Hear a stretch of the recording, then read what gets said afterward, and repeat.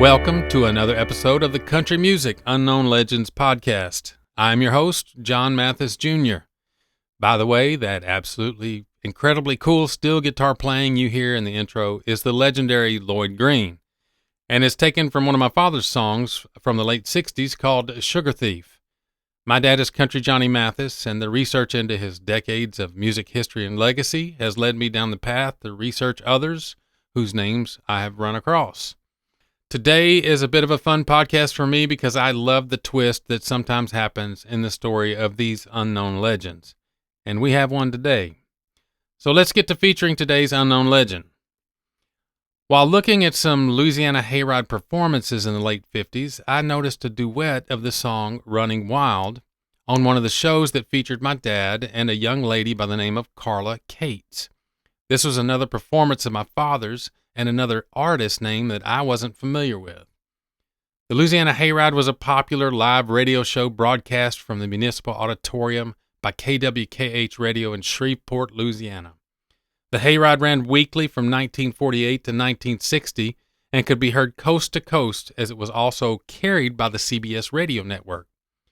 The Hayride is often referred to as the Cradle of the Stars because it launched the careers of some legendary artists in the 50s and has recently been back in the spotlight of public attention due to the success of the new Elvis movie. Yes, that was the first big platform for the King of Rock and Roll, and he was on the Hayride lineup for about a year. Carla Cates made her debut on the Louisiana Hayride in October 1959. She was introduced as Coming From Here because she was born in Shreveport, Louisiana in 1936.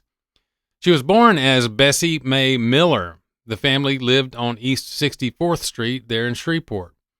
Her parents were Clifton Miller, he was a truck driver, and Fannie Lafitte. At some point in the 1950s, Carla moved a couple hundred miles away to Mexia, which is near Waco, Texas. She likely started her singing career on KWTX radio in Waco because one of the Louisiana Hayride live recordings made mention that she was discovered by Ron Hall.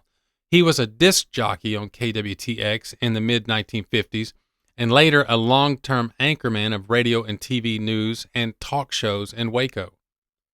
By the time she joined the Hayride, she was married to Robert Cates of Mexia, Texas, and had been working there in town as a secretary.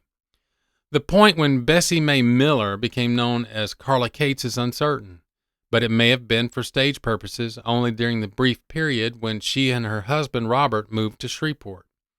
He worked there as a driver while Bessie Mae Cates was listed as a waitress at Pedro's restaurant on Linwood in 1959 and 1960. I imagine that was a backup plan in case her singing career didn't pan out.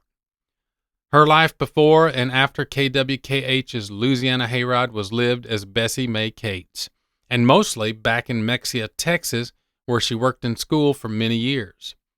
She passed away in Mexia in 2007, and her obituary described her as one of the early stars of the Louisiana Hayride, as well as a family-focused mother of 4 and grandmother to 12.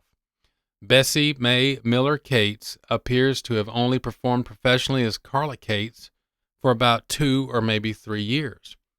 While she was on the roster of the artists at the Louisiana Hayride, she performed on the same shows with artists like Roger Miller, Jimmy Martin, George Jones, Lefty Frizzell, Hank Snow, Grandpa Jones, Johnny Horton, Jimmy and Johnny, Billy Walker, and even performed that duet with my father, Country Johnny Mathis.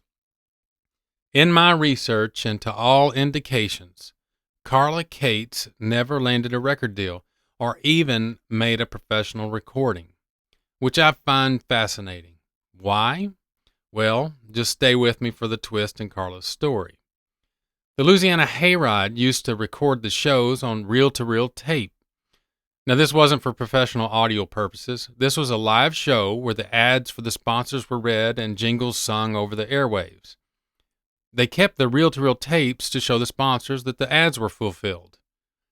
Maggie Lewis and Alton Warwick, years later, digitized these recordings from those tapes, assembled them all together in a box set collector's edition that contained a 224-page historical hardcover book with a 20 CD set of 561 tracks, featuring these live performances from the Hayride. including Elvis Presley's first appearance. At the Louisiana Hayride Tonight was released by Bear Family Records in October of 2017. And here's the twist. It received a 2019 Grammy nomination for Best Historical Album. Do you know who had 3 live performances on this box set? You guessed it, Carla Cates. Better known for the majority of her life as Bessie May, a wife, a mother, and grandmother who never landed a record deal or made a professional recording in her short-lived music career, wound up on a Grammy-nominated album. How cool is that? And that is why Carla Cates is on the Country Music Unknown Legends podcast today.